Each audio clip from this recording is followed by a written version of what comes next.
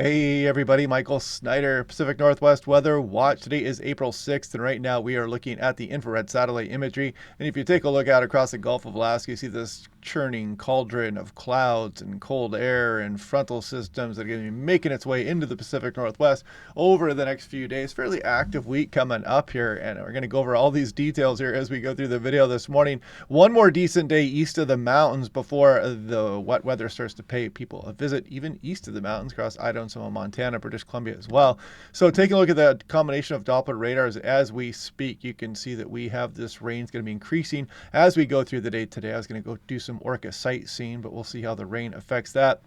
But anyway, yeah, you can see our frontal system is knocking on the doorstep here, and we are going to have some rain here over the next few days. I hope you like precipitation because we have a lot of it in store for you over the next few days. And if you want a nice affordable home weather station, it's got its own haptic rain gauge. It tells you when it starts raining. It sends a notification to your smartphone, and everything will broadcast live. So if you go to work, you can see what's going on at your house. A lightning detection system. Very fun weather station. Click on the link down below to save 10% off on one. And another good way to get notifications for when I do publish videos, I will post these on the Patreon page daily. So you get an email, or you can get, if you download the Patreon app, you can get it updated that way as well. And if you want to help support the channel, Patreon is a good way to do it also. So take a look here. Lightning strikes over the last 24 hours. You can see out over the Pacific Ocean, a few lightning strikes, and that may start to move inland as we go through tomorrow. We'll take a brief look at that here as well in a moment. Sneaker waves, Sunday, April 6th through tomorrow, April 7th. We're going to start to kick up the wave activity again here. And I would just consider this Vancouver Island, Washington, and all of Oregon coast. You know, you don't want to be out there, without your guard up here. You know, you got to watch out for those waterlogged logs and those jetties and whatnot. These sneaker waves, they don't just come straight on as well. Remember, these a lot of times look kind of innocuous. They come from the side and they push towards you, and then they overtake you from the side. I've noticed a lot of times. It's not just a wave that you see coming that you can just kind of get out of the way of. It's kind of a quick rise in the sea level there, and it can sweep people off their feet, and it causes issues every single season. So looking at Sunday, mild spring day east of the mountains. Again, one more decent day there for eastern Washington. Spokane National Weather Service put this out last night. And you can see today the daily 2-meter max temperatures. I mean, there's some 70s, some mid-70s out there, eastern Oregon, Washington. Look at Treasure Valley, Boise, up towards 70 degrees. And this is a nice map to look at because you can kind of see the Rocky Mountains, and then you can see the portions off to the east for Alberta, warming up there, and you can see the valleys up into some of British Columbia here. Not a bad day out there, but you can clearly see how the temperatures are suppressed for places like Portland, Seattle, west of the mountains. And then we go on in through Monday, Tuesday, Wednesday, Thursday. We might get a decent day on Thursday, but there is a strong low that'll be knocking on our doorstep at this time as well. So we'll be watching that one. I'll show you more on that here in a moment. Friday, you can see that frontal system swings through and drops our temperatures back down as well. And there's Saturday, Sunday, Monday. But next week might be good. The following week, starting to show some ridging here and some drier conditions.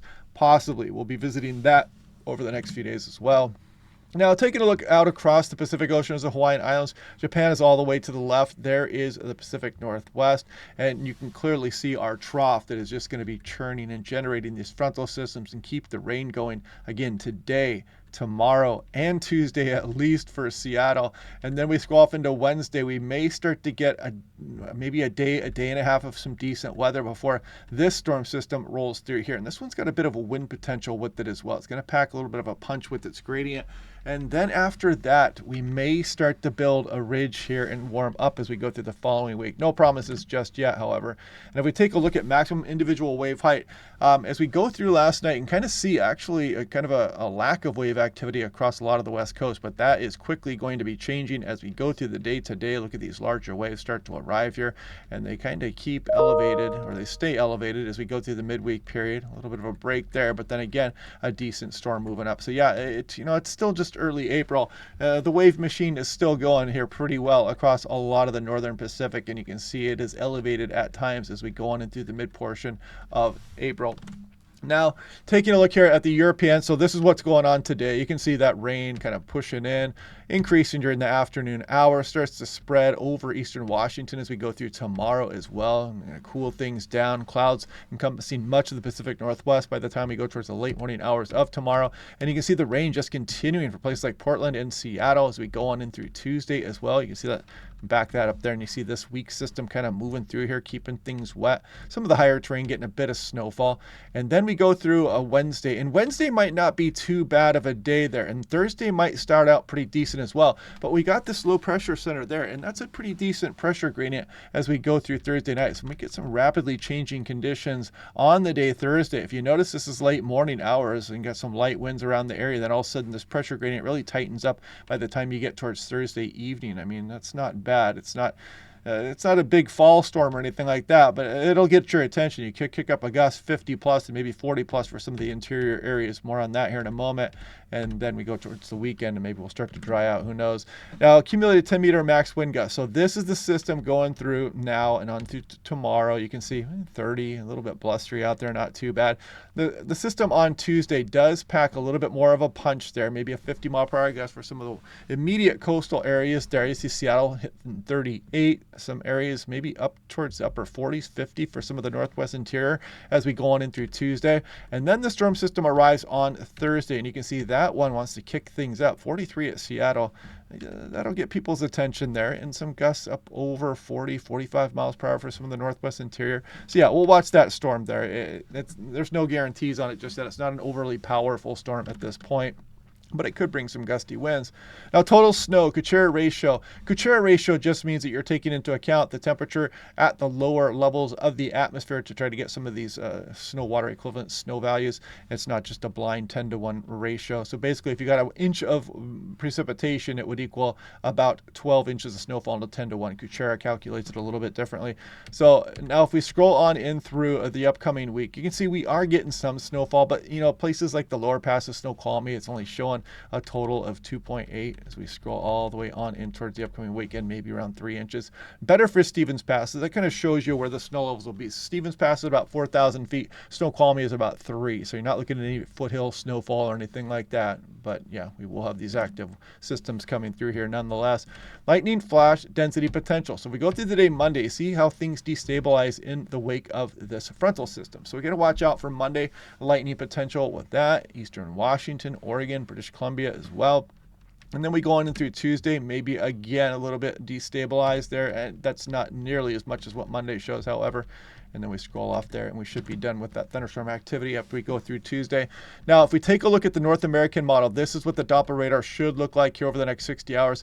And what I want to point out here is on the day Monday, you can kind of see a little spin in the atmosphere there. And you see some of these showers start to pick up in their intensity a bit, and they become more hit and miss. And you can see there are some heavier showers embedded in there. Those could have some lightning potential as we go on in through the day Monday. See these moving across eastern Oregon, eastern Washington. Those could be lightning producers as well. And you can't roll a thunderstorm there for Portland or Seattle as we go through the day on Monday. And then you see our next system rolling in as we go through the day Tuesday, keeping things nice and wet around here as we go on in through the next few days. So taking a look at a wider view of things here, this is Japan to the far left. There's the Hawaiian Islands. There's Washington State. We're at about 300 milliwires or about 30,000 feet. And there's our trough, our boiling cauldron of clouds and precipitation out over the Gulf of Alaska.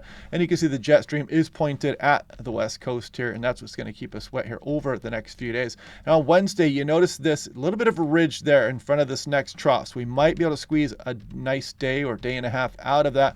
And then we bring that system here towards the end of the week, that trough right there. And then there's a ridge that lies out here that we may be dealing with as we go through the extended. So maybe we'll start to get some nicer weather as we go through the following week, but no guarantees right now. But it does show some ridging start to develop here across much of the Pacific Northwest. We'll keep visiting that on a daily basis. But yeah, the jet stream here at 30,000 feet, this is basically just a never-ending battle of the planet trying to balance out its heat transfer between the equatorial regions and the polar regions, and the jet stream forms in between those areas here. Yeah, so 30,000 feet. This is just one slice of the atmosphere. Now, if we take a look at 7-day running total here, precipitation anomaly. In the initial 7 days here, as we go through about April 12th there, you can see some above normal precipitation values, especially west of the Cascades into southwest BC. But as we scroll through here off into the extended, you can see how that signal does get drier for Washington and Oregon, some of southwest BC, although the storm track is still pointed into western British Columbia there at times. But you can kind of see the first half of the 7-day outlook above normal and the second half across much of the region here below normal. And there's the 6 to 10 day temperature outlook, kind of the mixed bag here across Pacific Northwest. There's the 6 to 10 day precipitation, should be no surprise. 8 to 14 day mixed bag as well. And again, mixed bag, northern areas versus southern areas on the 8 to 14 day. Precipitation departure from average, still running that deficit and kind of that below normal La Nina feel to things here since January 1st. Not atypical for a La Nina winter that we were in, kind of a weak La Nina. But yeah, atmosphere still kind of on the side of things being on the La Nina-ish side of things. So anyway, yeah, let's enjoy this rainfall for the next few days. We'll keep a hunt on what is to come. Thunderstorm potential tomorrow across much of the region. We'll revisit that again yet tomorrow morning. So anyway, hope you guys are having a good day. Click like and subscribe. We will do this all again tomorrow, and I will talk to you guys then.